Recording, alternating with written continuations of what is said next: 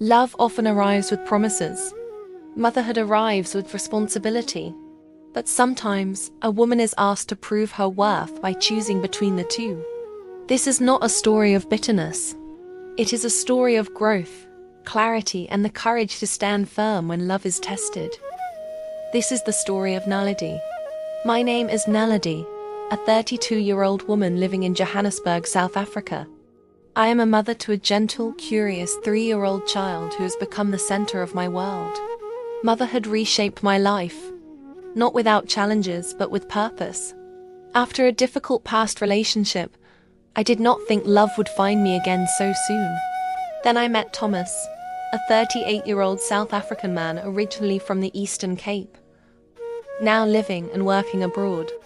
He was confident, ambitious, and intentional. Our conversations were deep, respectful, and full of vision.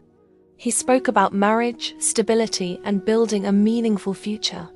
For the first time in years, I allowed myself to hope again.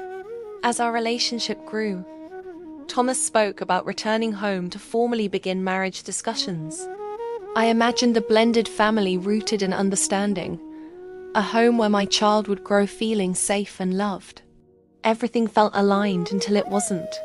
One evening, while discussing our future plans, Thomas raised a concern that shifted the entire direction of our story. He said that after marriage, my child would not be able to live with us. At first, I thought he was joking, but his tone was serious. He explained that since his plans involved us relocating abroad, he could not take responsibility for another man's child, especially because the child's father was still alive. He suggested practical alternatives, as though they were easy decisions. I could leave my child with the biological father, or I could give the child to my family, but the child would not be part of our marital home. My heart sank.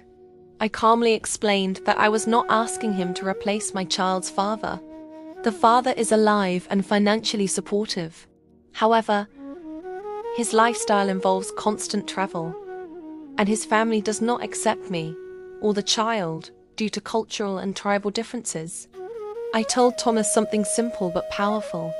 My child is part of who I am. I cannot separate the two. His response hurt more than I expected. He said I was being unreasonable. He said any sensible man would agree with him. He said marrying a woman does not mean inheriting her past responsibilities. Then came the words that echoed in my mind for days. If you insist on carrying your child into every relationship, you should be prepared to remain a single mother. After that, silence followed.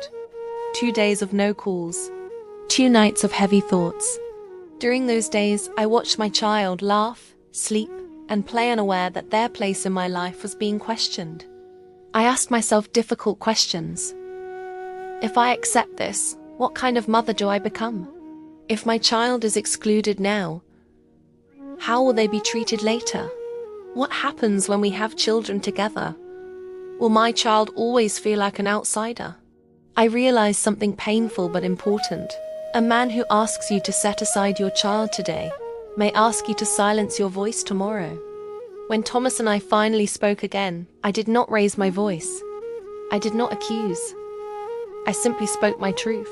I told him clearly, I love you, but my child is not negotiable. I explained that I was not seeking financial responsibility from him, but emotional inclusion. I would never build a home where my child felt unwanted, hidden, or tolerated instead of loved. I told him something that surprised even me. I would rather walk alone with my child than walk into marriage carrying guilt. There was a long pause. A few days later, Thomas reached out again, this time with humility. He admitted that his views were shaped by fear, social conditioning, and what he had seen around him. He apologized for dismissing my feelings and for speaking without empathy. He said, I was thinking about rules of marriage, not the heart of a family. That conversation was different. Honest, grounded, mature. We agreed that before any marriage, there would be deeper discussions, family involvement, and counseling if needed. Most importantly, he acknowledged that no child deserves to feel like an inconvenience in a home built on love. Today, I feel peaceful not because everything is perfect, but because I chose myself and my child without fear. Whether or not this relationship leads to marriage, I know I stood on solid ground. I refuse to trade my motherhood for acceptance. I learned that real love does not demand erasure. It demands understanding. To every woman, every mother, every heart listening, your child is not baggage. Your past is not a curse. Your standards are not a problem. Any relationship that forces you to choose between love and your child is not a blessing. It is a warning. I walk forward now with clarity, confidence, and hope, knowing that the right love will never ask me to break myself to fit into it. Love should grow with you, not ask you to leave parts of yourself behind.